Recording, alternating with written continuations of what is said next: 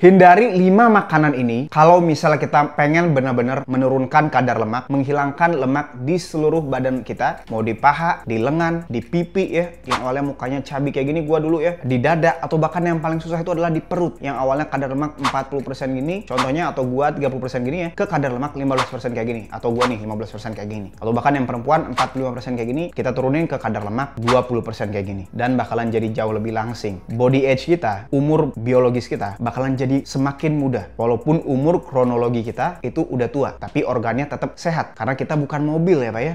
Kita itu adalah makhluk hidup yang selnya bisa beregenerasi, sehingga kita bisa hidup sehat, hidup lebih muda, susah tuanya. Tapi kita juga harus menghindari 5 makanan ini yang ngebikin kita organnya rusak, yang ngebikin kita lemak perutnya susah banget hilangnya. Karena kenapa lemak perut itu paling susah? Jadi lemak perut itu ada 2 lemak di situ Pak ya, lemak subkutan, lemak di bawah kulit, dan juga ada lemak visceral di perut itu Pak. Makanya itu lemak yang paling susah untuk dikecilin. Nah cuman dengan menghindari 5 makanan ini, yang biasanya makanan ini tuh dimakan sama anak-anak, dimakan 3-5 kali, atau bahkan setiap hari dia makanannya kayak gini. Kalau masih kecil nggak apa-apa, nggak akan ada masalah. Tapi kalau kita udah beranjak dewasa, umurnya udah 30, 40, 50, makanan-makanan ini bakalan cenderung bikin kita apa? Bikin kita gendut, kita jadi punya masalah metabolik, hasil labnya jadi nggak bagus, fatty liver, triglycerid tinggi, gula darah puasa juga tinggi, diabetes jadinya, diabetes tipe 2. Oke, jadi kita mau stop dulu ya, hindari dulu makan ini, jangan makan tiap hari lagi, jangan 3-5 kali seminggu lagi. Kita makannya sebulan sekali aja, atau bahkan 3 bulan sekali, dan kita bakalan ganti dengan makanan-makanan yang membuat kita muda ya, yang meregenerasi seluruh sel kita. Apa aja makanan yang kita wajib hindari, kita langsung bahas aja satu persatu. Nah buat teman-teman yang masih kurang motivasinya untuk menghindari 5 makanan ini, gue mau ngasih perspektif dulu ke teman-teman bahwa kita semua ini memang punya masalah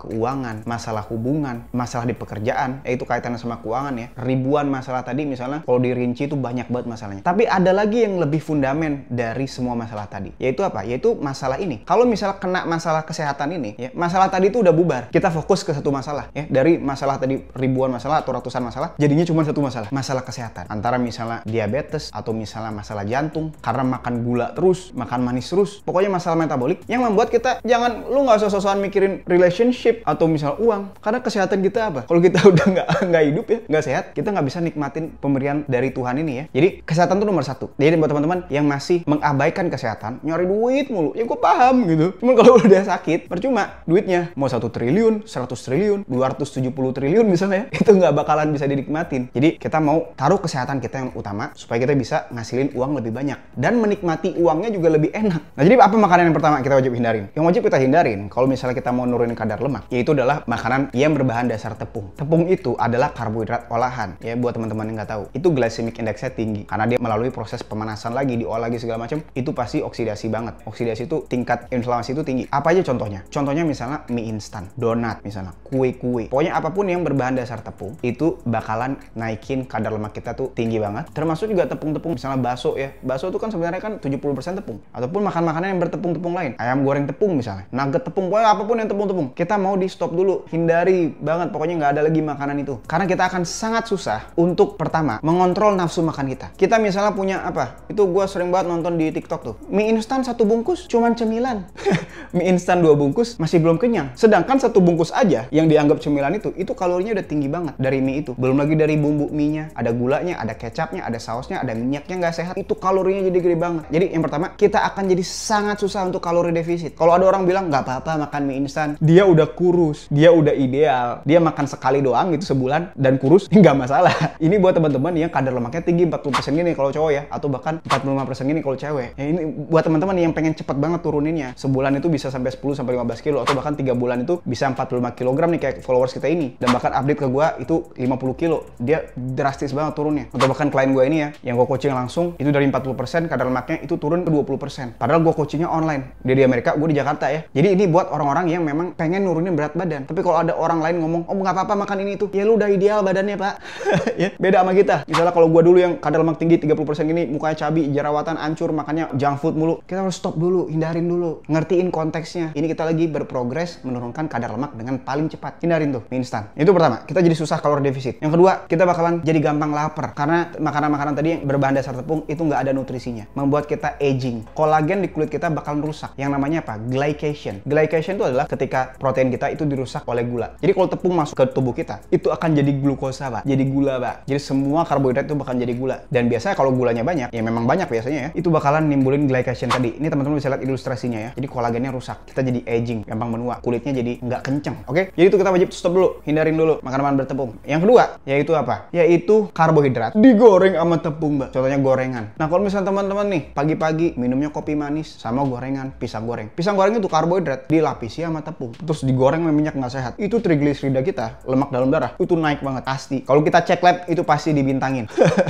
Lingkar perut kita itu pasti naik. Nggak akan ada ceritanya perut buncit tuh ngecil, nggak akan ada kalau kita masih makan gorengan, terutama karbohidrat yang digoreng sama tepung. Itu kombinasi kombinasi neraka, Pak. Neraka di dunia ya. Memang dia manis ya, manis di awal, enak di awal, tapi bagi organ kita itu liver kena ya, fatty liver, itu juga gula darahnya naik banget. Jadi kita jangan dulu makan gorengan, apapun bentuk gorengannya. Yang ketiga, kita mau stop apa? Mengkonsumsi yang manis-manis. Gue sempat mention tadi kopi manis, kita boleh sebentar minum kopi asal kita tahu dosisnya dan jam minumnya biar kita nggak insomnia ya. Kita juga boleh minum teh, tapi kita mau nanti nggak pakai gula, karena gula itu bakalan naikin kalorinya, Pak. Jadi kita stop dulu minuman-minuman manis, apapun bentuknya, termasuk minuman-minuman kemasan, Mbak. Itu kalau teman-teman lihat minuman kemasan, itu emang dijual untuk apa? Untuk anak kecil sekali lagi. Manis, enak. Kita udah gede, apalagi kita misalnya obesitas, kita itu paling kita anti, Pak. Kita pilih alternatifnya. Contoh nih, ada Coca-Cola reguler, ya kan? Kita pilih yang Diet Coke, yang dia pakai pemanis buatan. Tapi jangan banyak-banyak juga, karena ada studinya nih.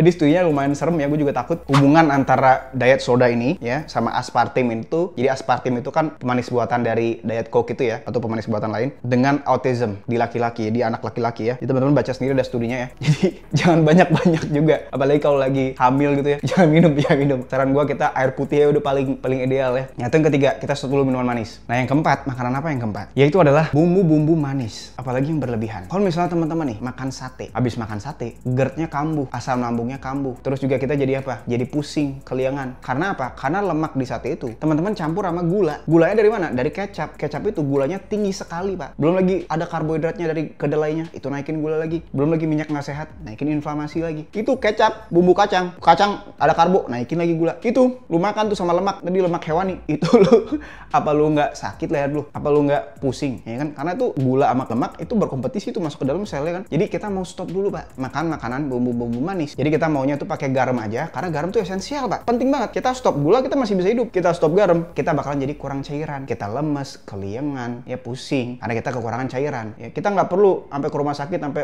minta infus kalau kita misalnya lagi diet ya, karena kita kekurangan cairan. Kita cukup garamin aja makanan kita, atau bahkan kita minum air elektrolit ya. Memang penyerapannya tidak secepat kalau kita langsung infus ya, langsung ke darah gitu ya. Kita dari makanan aja. Jadi jangan lupa kita makan makanan dikasihin garam, dan juga kalau masih lemas kita bisa pakai air elektrolit. Nah, yang kelima apa? Sebenarnya makanan ini adalah makanan yang dilabeli sehat, oke? Tapi sebenarnya kalau memang dia secara sejatinya sehat, kenapa kalau kita makan yang banyak-banyak kita malah kena fatty liver? Kenapa dia makanan ini diprosesnya di hati, dan kalau kebanyakan disimpannya di hati, bukan di massa otot? Kalau memang sehat, kenapa kayak gitu? Kenapa dia kalau dikonsumsi naikin gula darah? Kenapa?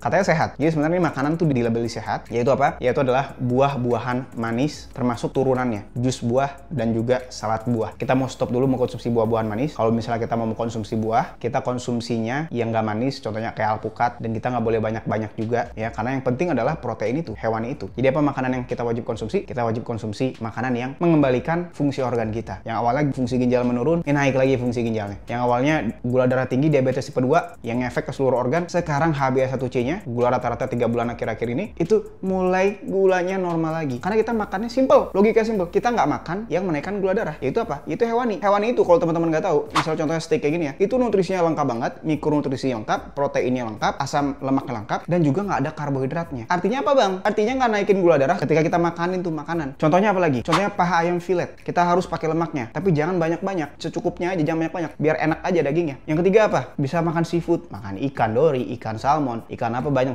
ikan, tapi gue nggak demen ikan, gue demennya udang kayak gini ya. Jadi kita bisa makan makanan yang bernutrisi setiap harinya. Ketika kita pengen nurunin ke kadar lemak yang ideal, yang lemaknya itu udah nggak ada lagi yang berlebihan ya, ke kadar lemak 15% kayak gini kalau cowok, atau kalau cewek ke 20% kayak gini. Nah, kalau misalnya teman-teman bingung mulainya dari mana, menu makanannya tuh apa aja sih yang wajib kita konsumsi setiap hari, pilihannya apa aja, dan apa aja sih yang kita wajib stop, karena ada banyak lagi makanan-makanan lain yang kita wajib stop. Cara masaknya gimana yang enak-enak, bahan-bahan makanan itu belinya linknya di mana aja, bumbu yang boleh tuh apa aja, porsi makannya, jam makannya gimana, termasuk juga program latihan harian di rumah ataupun di tempat gym, itu yang mempercepat progres kita supaya kita bisa naikin massa otot di badan kita biar kita nggak kurus tapi kita berisi otot, dan juga kita mau percepat penurunan lemaknya. Itu gimana programnya? Nah, kalau misalnya teman-teman bingung dan pengen dibimbing langsung langsung dari gua bakal monitor langsung. Teman-teman bisa langsung daftar aja di link di deskripsi atau di link di kolom komen. Supaya kayak salah satu contohnya klien gue ini 4 bulanan gue coaching, dia nggak pernah ngeliat apps seumur hidupnya padahal udah rajin nge-gym ya. Tapi sekarang selama 4 bulan langsung appsnya udah kelihatan, urat-uratnya pun mulai kelihatan ya. Ataupun yang obesitas banget, itu selama 4 bulanan itu turun sebanyak 15 kilo dan lingkar perutnya turun sebanyak 23 cm. Itu love handle-nya hilang, perut buncitnya udah hilang. Ataupun yang udah berumur ya, nggak ada kata terlambat, beliau umurnya 68, selama 6 bulanan gue coaching, itu hasil labnya jadi bagus, triglycerida menurun, HDL naik, HbA1c juga jadi normal, yang awalnya prediabetes karena sebelumnya kena serangan jantung 2 kali ya, dan badannya tuh jauh berubah komposisi badannya. Otot-ototnya pun itu semakin jelas dari bahu dan juga tangan. Jadi kalau misalnya tertarik, teman-teman bisa langsung daftar aja di link di deskripsi. Segitu aja video gua, see you next video, bye bye.